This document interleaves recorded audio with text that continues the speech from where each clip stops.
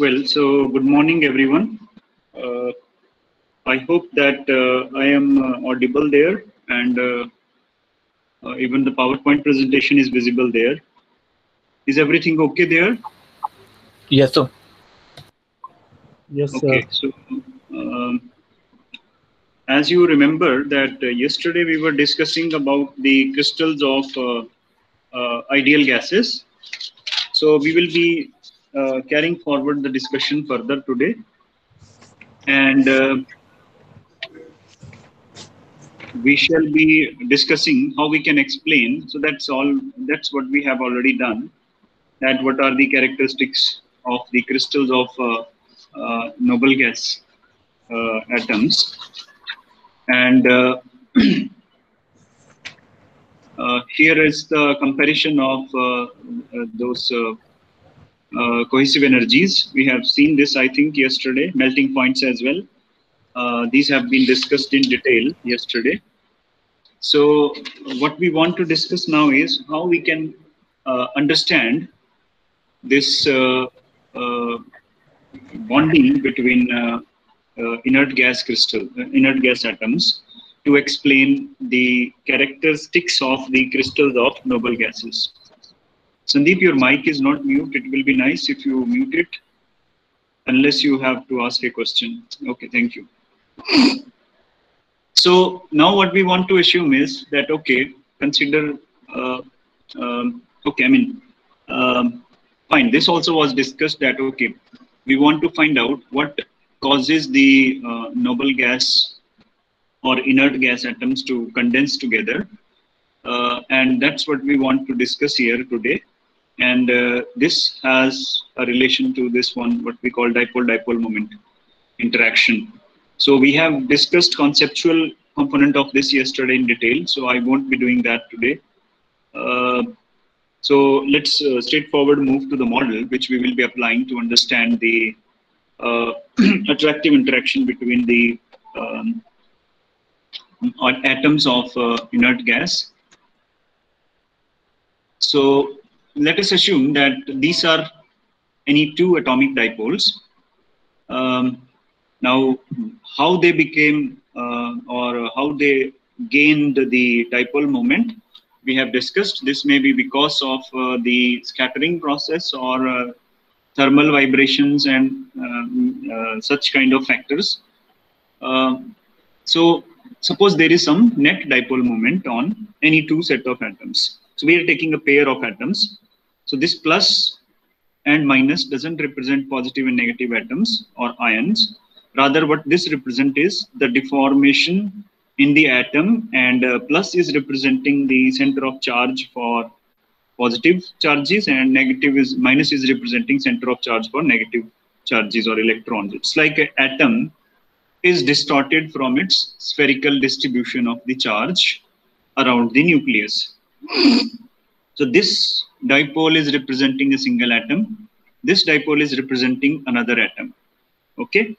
And suppose that R is the total distance between nuclei of two atoms. So plus is considered to be nucleus, suppose, atomic nucleus. So we are saying, okay, this is the reference. Means if we want to measure the distance between any two atoms, we take nuclei as the reference, and that is how we measure the distance between those atoms.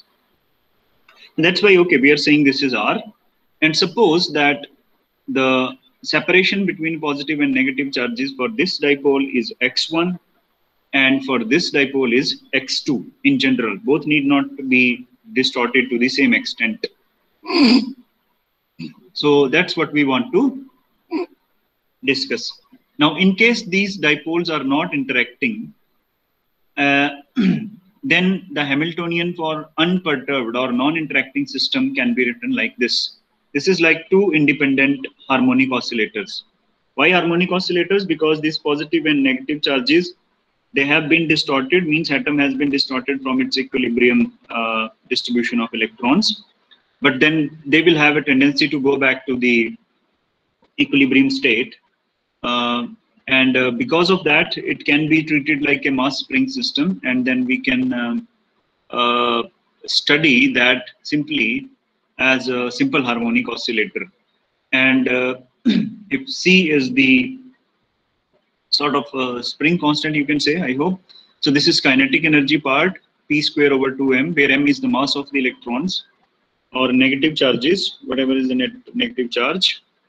And x is the x1 is the this separation. This is potential energy, half kx square kind of energy. This is for second one, kinetic energy plus potential energy. But this is the Hamiltonian, according to which these two dipoles are not at all interacting. There is no interaction between them. So this is like two independent harmonic oscillators. Now, each uncoupled harmonic oscillator is assumed to have a frequency of omega naught, so that we can write down expression for omega naught, which is related to C is equal to m omega naught square. I hope you have done this earlier, right? Simple harmonic motion, every one of you is aware, or you must be aware. So omega naught is under root k over m, right? So that's what is there. K is equal to m omega naught square. So that's what they have used here, okay? Means the omega naught is going to be the frequency where there will be a strongest absorption line corresponding to that particular atomic dipole, because this is the frequency or natural frequency at which these atomic dipoles are oscillating. So this will have the strongest absorption line, okay? Now, sorry. Okay, so now if we consider the interaction term, then I mean these two dipoles are interacting with each other, and the interaction is having four components. So what is the first component? Is the repulsion between these two positive charges, then repulsion between these negative charges, repulsion between these two negative charges, attraction between this positive charge and this negative charge, and attraction between this negative charge and this positive charge. Now you will say, okay, where is the interaction between or attraction between this positive charge and this negative charge? So that already has been incorporated in independent harmonic oscillator, right? I mean, that attractive interaction is already sitting in this part. So we don't need to consider them. We need to consider opposite dipoles. So there is a repulsion between these two positive charges, repulsion between these two negative charges, attraction between this, and attraction between this and this. So these are the terms. So here we have used a sort of CGS system. 1 over 4 pi epsilon naught is taken to be 1. So then what will be the interaction Hamiltonian between these two dipoles? This is E square over R, and this is positive, means repulsive. So between this positive charge and this positive charge is the repulsive interaction. That's why it is positive. So E square, and separation between them is R. So this is E square over R.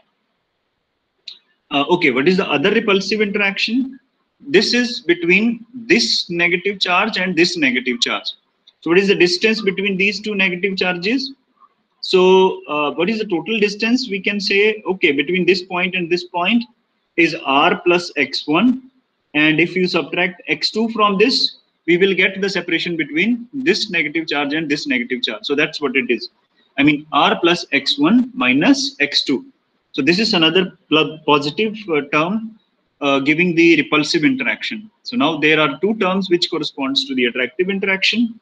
So this term and this term, this positive and this negative. So let us take this positive and this negative. So what is this?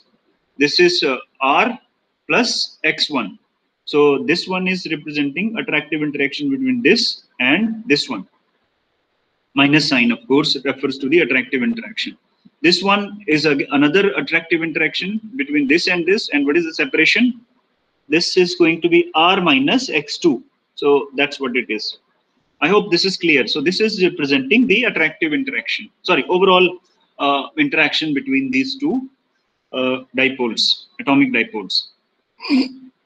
Now, if we assume the approximation that, okay, these distortion of positive and negative charges with respect to each other is very, very less in comparison to R. If the distortion between these two atomic charges, positive and negative atomic charges is very, very less in comparison to interatomic separation in that case, what we can do is, just a moment, huh? Please hold on.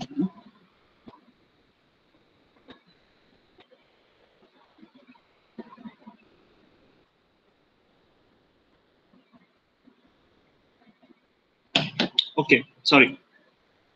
So, so the approximation is, and this approximation is reasonable and logical enough. Why so? Because x1 atoms won't be distorted to such a large extent that positive and negative charges go away from each other to such an extent that that becomes comparable to interatomic spacing. Means atoms are suppose at a distance of say 2 angstrom, then it is not possible to separate the nucleus and electronic distribution from each other by that order of distance. So means that perturbation of positive and negative charges is very less. It is very small in comparison to capital R. So this is conceptually okay and a logical approximation. So in that case, we can approximate this Hamiltonian to be equal to minus 2e square x1 x2 over r cube. Now here I leave the task to you. I won't leave, rather I am just asking you to do this right now in your notebooks, that you have to simplify this. So we have to take LCM here, okay? Then there will be something like, okay, R into this, into this, into this, all. So if we compare x1 and x2 with the R, they are very small. So we can make the whole denominator to be like R raised to the power 4. This is like R into R into R into R. And then you have to get some term, take E square common outside. And there have to be something in the numerator coming because of these three terms sitting here. Then here will be something in numerator coming from remaining three terms sitting here, and so on. You simplify this, cancel the terms, and let me know if we are finally able to arrive at this. Just do it right now. I'm giving you time. Maybe you can take 3-4 minutes and then arrive at this result. Because if you don't do it now, you won't do it anytime, anywhere, anyhow. So, okay, I'm waiting for your response. You just get it done. What is Diksha saying? Manisha. Where is Diksha? Diksha, are you there online? Diksha, you are present? So why you are asking Manisha to join? One thing is you were joining late. You were already late.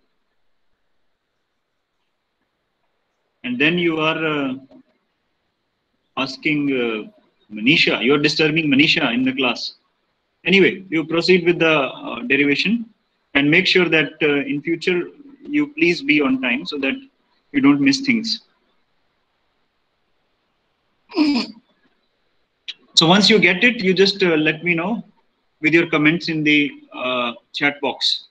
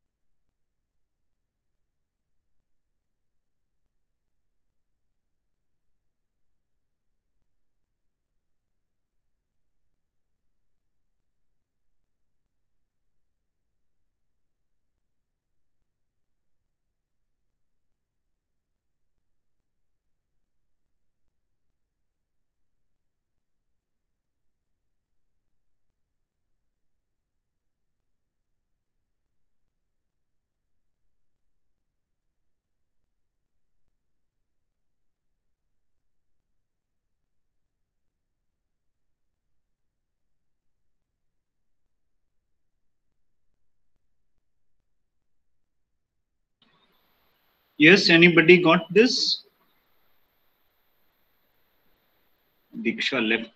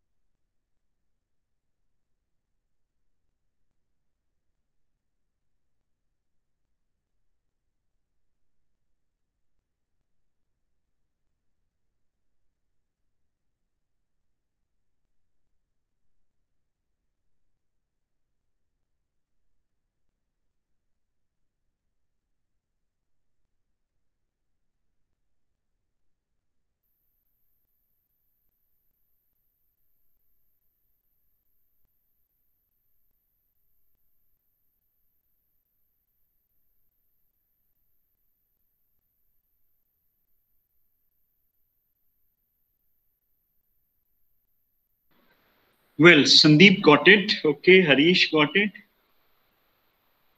I'm waiting. Let us wait for some more time so that others also get it. Giving 2 more minutes. Okay, waiting for 2 more minutes. I am sure all of you will be able to do this. Rahul is getting it. Very good.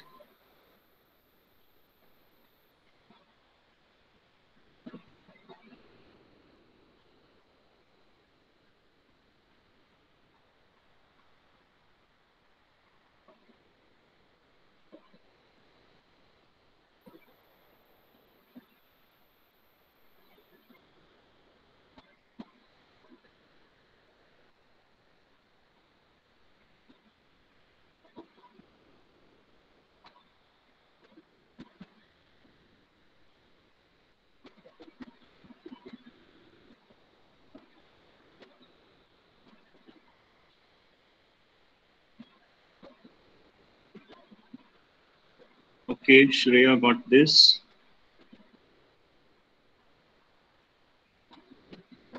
Now, unfortunately, I can't see your notebooks right now, but I hope you have done it correctly. Okay.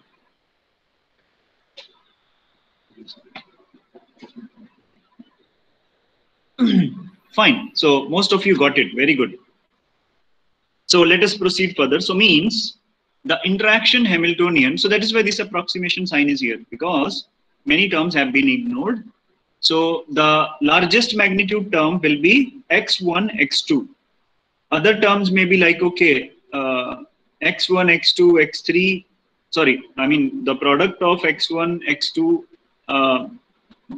maybe, 3 times, because here is x1, x2. When this x1 will be multiplied by this x1, then maybe this one, because at a time 3 terms are sitting here in the numerator, right?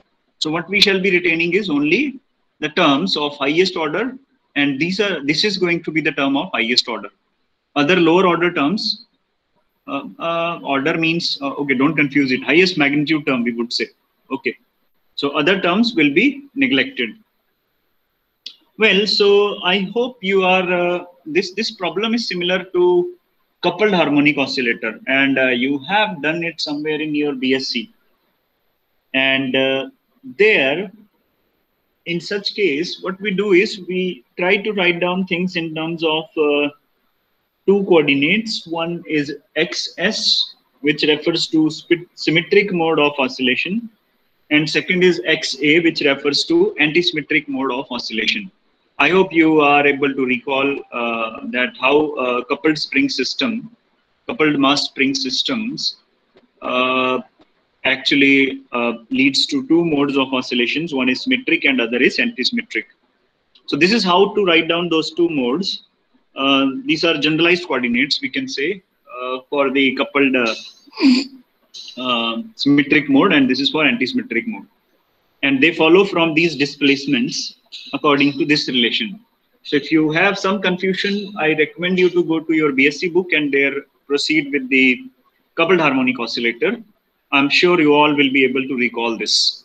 So now if we write down things in terms of XS and XA, then we can write down X1 in terms of XS and XA like this. Just you have to get back, rearrange these equations, manipulate. These are just linear equations in X1 and X2 and XS, of course. So we have to rearrange things and we will be in a position to get X1 being this one and X2 being this. So we have to substitute actually this equation now in these equations, this and this, these two both, X1 and X2 with XS and XA, so that now the results are in symmetric and antisymmetric mode form. So that has some mathematical convenience. Similarly, we can write down the momentum in terms of symmetric momentum related with the symmetric mode of oscillation and antisymmetric mode of oscillation. Similarly, P1 and P2 we can obtain this way. The whole idea follows from that BSc book or BSc topic on coupled oscillators. So I am not doing that in detail here. So we will be having P1 and P2, X1 and X2 in terms of XS and XA and PS and PA. I hope that is clear up to this. Now, once we do this substitution, so this is your Hamiltonian, uncoupled Hamiltonian rather, and total Hamiltonian will be H0 plus H1. And what is H1? This is H1. You write down this in your notebook. I'm sure it is there. So H0 plus H1, and then we will be doing this substitution. Again, you are going to get a quick, I would say, homework here. That when we substitute these values in this, taking H total is equal to H0 plus H1, we will be arriving at this result. Again, I am giving some time to you that you try it yourself and you try to get this form. I'm sure you should be in a position to get this, but okay, better you do it right now in your notebook and let me know if it is okay or not.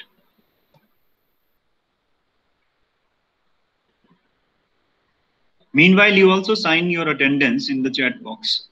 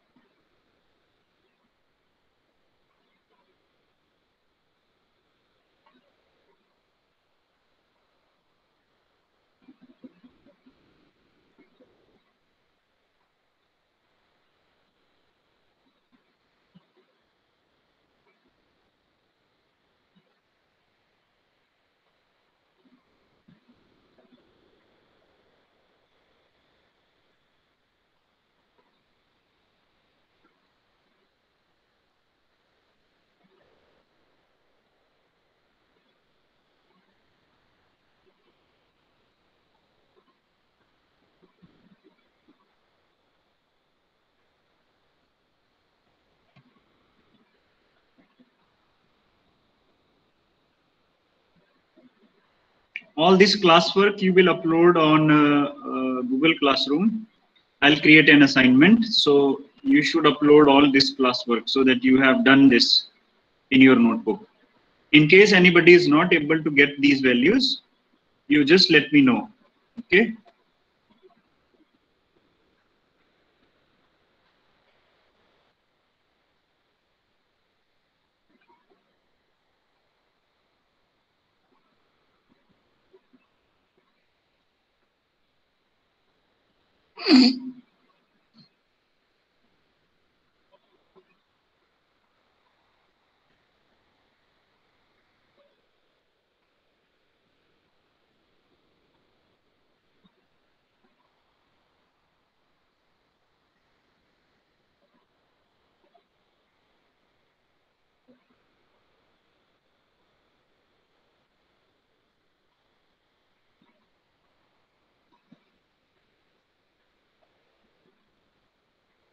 Harish is able to get this. Okay.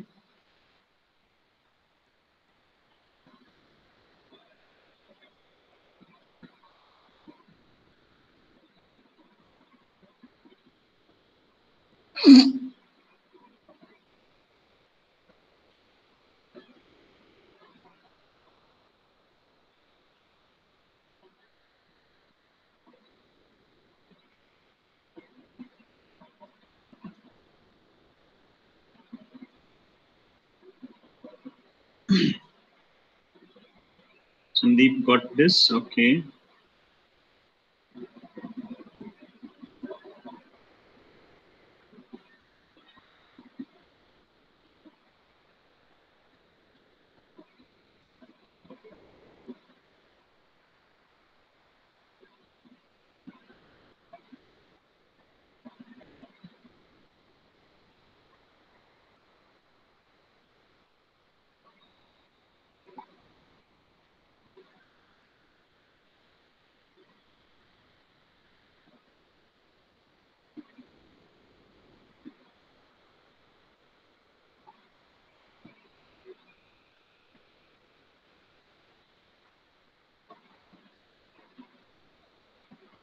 Yes, others. Waiting for some others to respond. I hope you will.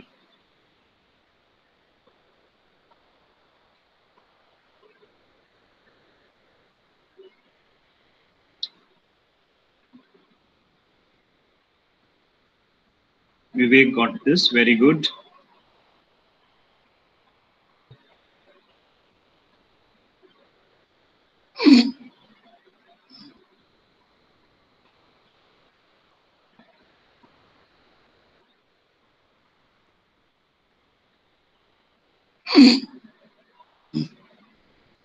Rahul got this. Very good. Very good.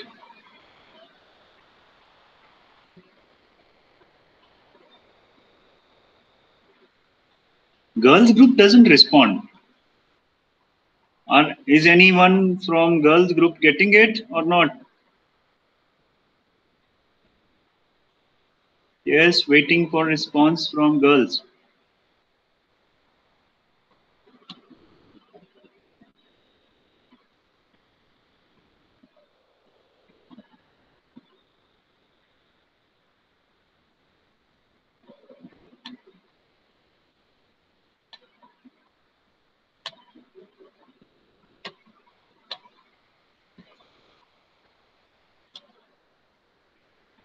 Okay. Very good. Dipali got this. Samriddhi got this. Fine. So I assume all of you will be in a position to get this, and that's very good. Now, once this is the Hamiltonian for a interacting system. Okay. And I hope you should not miss the physical problem which we are discussing. We are not discussing coupled harmonic oscillator at all. What we are discussing is two inert gas atoms atomic dipoles rather, two inert gas atomic dipoles interacting with each other. Okay, and interaction is via Coulomb's force.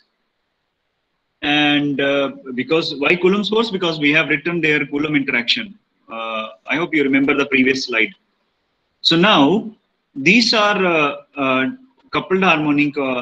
This is a coupled harmonic oscillator, and there are two frequencies, one corresponding to symmetric mode. So if you see the first part of the Hamiltonian, this refers to the symmetric mode, only symmetric mode, only symmetric term, symmetric momentum, symmetric coordinate corresponding to displacement, and antisymmetric momentum and antisymmetric coordinate corresponding to the displacement. So there will be two frequencies, one corresponding to symmetric mode. So this is also having similar form. Means p square by 2m plus half kx square. And same thing here, p square by 2m plus half kx square. And what will be the frequency? Frequency is k by m under the root. I hope you remember, isn't it? So in this case, what will be the frequency for one case and other case? I mean, in both cases, the frequency is going to be C plus, this is for antisymmetric mode. The frequency will be C plus 2e square by r cube divided by m. This is like K, simple K, spring constant, if you go back to Hooke's law, similar to that. So this is like that term, K over m under the root. So this is the same thing, okay? So this is how the frequencies for symmetric and antisymmetric modes looks like. And if you expand them by using binomial expansion, here is the binomial expansion appearing on your screen. So you can apply that simple binomial expansion and then obtain the expansion of this in this particular form. You can try quickly this. You definitely will be in a position to get this. Where what is omega naught? Omega naught is C by m under the root. Okay. So if you take C by m under the root common, so that can be taken outside like omega naught because under the root is sitting here. Okay. So you first take C by m common. Then what will be left here? 1 plus minus 2e square over m. Okay, I mean, m is already there. Okay, over C r cube. Okay, C r cube. I think that's what is going to be outside the bracket. And that is nothing but omega naught. And then you are left with something like 1 plus x raised to the power half. So what is x there is actually this 2e square over C r cube. So that's what they have now been done here. 1 plus when plus is there and minus when minus is there. So that is why plus minus. This minus 1 by 8. So this actually leads to 1 by 8. 1 by 2 into say 1 by 2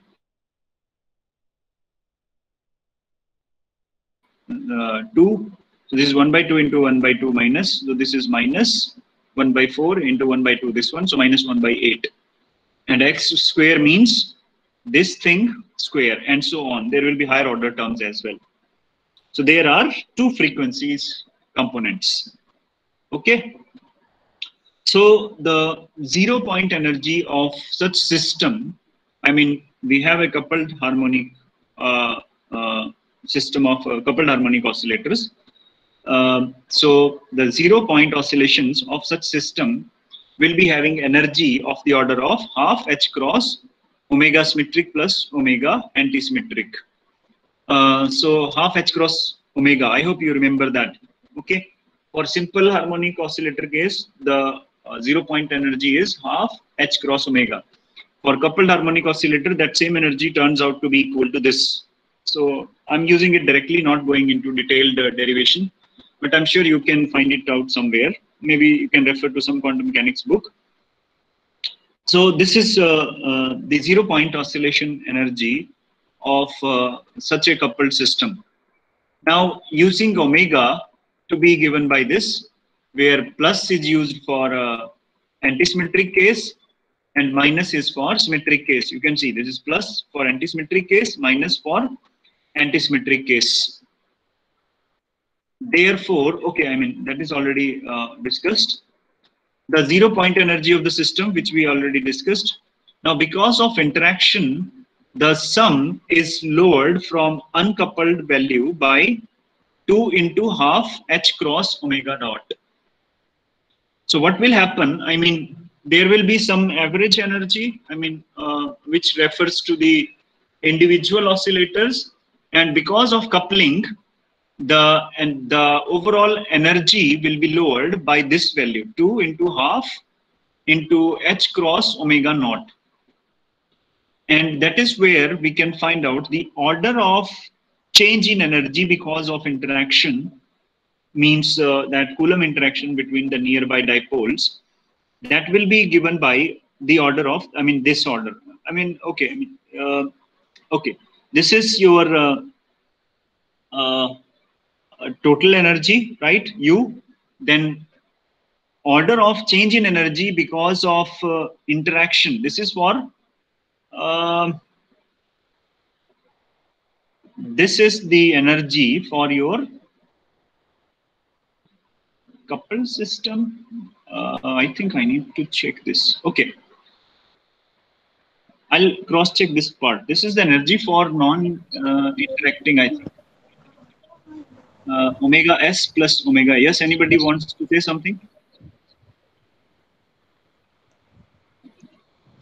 Anyone trying to say something? Sandeep, yes? Sir, 2 into 1 by 2 h bar omega naught is for uncoupled system. Yes, this is And your uncoupled system. Okay. So yes, how sir. do things Because change in reference to uncoupled system? Because half h cross omega is for 1. This is fine. What is this then? Is what is something I need to check. Okay, this is for uncoupled. This is like, okay, there is no interaction. yes, sir. And change which comes in energy because of interaction or coupling is given by this equation, means change in this is total energy, fine, of the coupled system.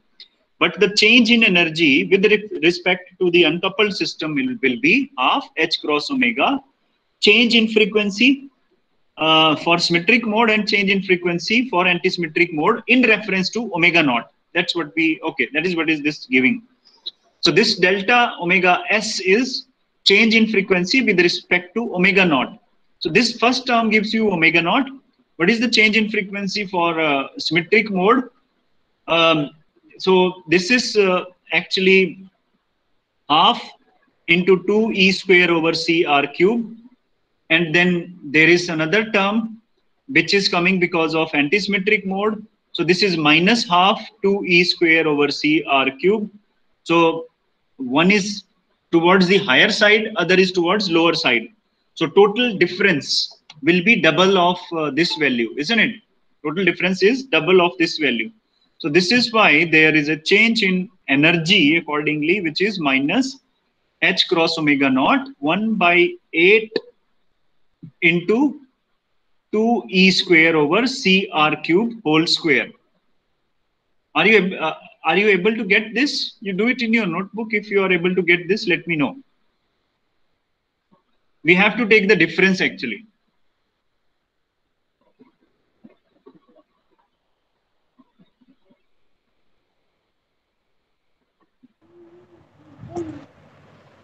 Yes. Yes, sir. Could you get this? So this, Yes, sir. this 1 by 8 doesn't come from here. Don't confuse yourself with this. This is not coming from. Okay, just a moment. These two terms will be cancelling. This term will be cancelling. Okay, fine. These first order terms will cancel. So what you are getting is out of this thing, minus 1 by 8 from one part and minus 1 by 8 from other part. So that is why this is 2e square over cr cube whole square. This is sitting here. Is that fine? Yes, sir. Okay. So this means this is giving you net change in energy because of interaction. And interestingly, that change in energy is negative. So this is giving us, what does it mean is that lowering of energy means there is some attractive interaction. So this is the reason for the attractive interaction, means that dipole-dipole interaction is responsible for bringing in attractive interaction or attraction between these inert gas atoms. And if we take everything else to be constant, this is something like r raised to the power 6, r cube whole square. So 1 over r raised to the power 6, because other all things are fixed, constant. Omega naught is constant in a sense that once you fix the atoms, C and M is fixed, right? So omega naught is fixed for that particular set of atoms. And finally, the attractive term comes out to be equal to minus A over r raised to the power 6. And this attractive term varies as 1 over r raised to the power 6. In simple Coulomb interaction, usually the repulsion is of the order of 1 over r, isn't it? So here, because this is a dipole-dipole interaction, the attractive interaction varies as 1 over r raised to the power 6. And this is called van der Waal attractive interaction. And the derivation was done by London for this dipole-dipole interaction part. So that is why this is the principal reason behind the attractive interaction for the atoms of inert gases, and not only for the atoms of inert gas, but in case of many organic molecules as well. This dipole-dipole van der Waals type of interaction is responsible for the attractive interaction between the molecules of the gas, even in case of non-inert gases. This interaction is a quantum interaction. Why so? Because I mean, you can see here, when H cross goes to 0, delta U goes to 0, isn't it? So you can say this comes from those quantum mechanical fluctuation effects, because we are using quantum mechanical harmonic oscillator energy, isn't it? H cross omega. So that's how this is coming, because of those many quantum effects sitting there. Now repulsion. Now, if there is an attractive interaction between atoms, so they will keep on attracting each other. But question is, up to what extent? Means if there is an attraction between any two particles, they should come closer and closer to each other. But they can't come indefinitely close to each other, because when the distance between the particles become very small, then what happens? A repulsive interaction comes into picture. And that repulsive interaction actually follows from Pauli's exclusion principle. Means when you bring in two atoms very close to each other, the electronic clouds starts repelling. Coulomb interaction is also there, Coulomb repulsion. Along with that, the major part is Pauli's exclusion principle. I hope you have done Pauli's exclusion principle, and how that Pauli's exclusion principle leads to that, what do you say, anisotropic curve. When you draw a curve, let me show this curve. Yeah. So this is the curve sitting here. So this part is, okay, when atoms are very away from each other, this going downwards is representing attractive interaction.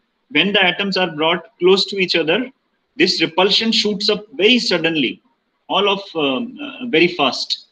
So this is representing very strong repulsion when atoms are brought together beyond certain distance. And this sudden rise can't be explained only in terms of Coulomb interaction. So the main purpose for this sharp shooting up of repulsive force is Pauli's exclusion principle. Maybe we will discuss it later on someday, not today exactly. So because of this, it was estimated that the repulsive part, so this is attractive part, repulsive part goes like 1 over r raised to the power 12. You know, 1 over r raised to the power 12. So this part is very much dominant at low distances. Means when r, or rather sigma over r, is less than 1, then this term shoots up very fast. So if you see this graph, up to r is equal to sigma, this is r over sigma graph, this remains attractive, but beyond this, this term shoots up very fast, because now sigma over r is less than 1. So it is something like, suppose 1 over 10, I mean less than 1, so 0.1 raised to the power 12. So 0.1 raised to the power 12. You can guess how small that is going to be, right? So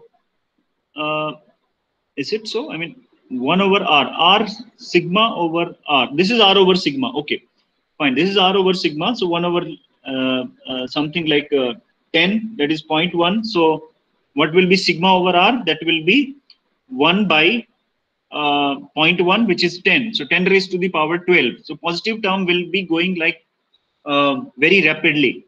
So means that shows this rapid shooting up. Means this repulsive term goes like 1 over r raised to the power 12. Means when distance is small, this term shoots up very fast. When distance is large, say r is greater than sigma, then this term is negligible, because this number will be lesser than 1 in that case.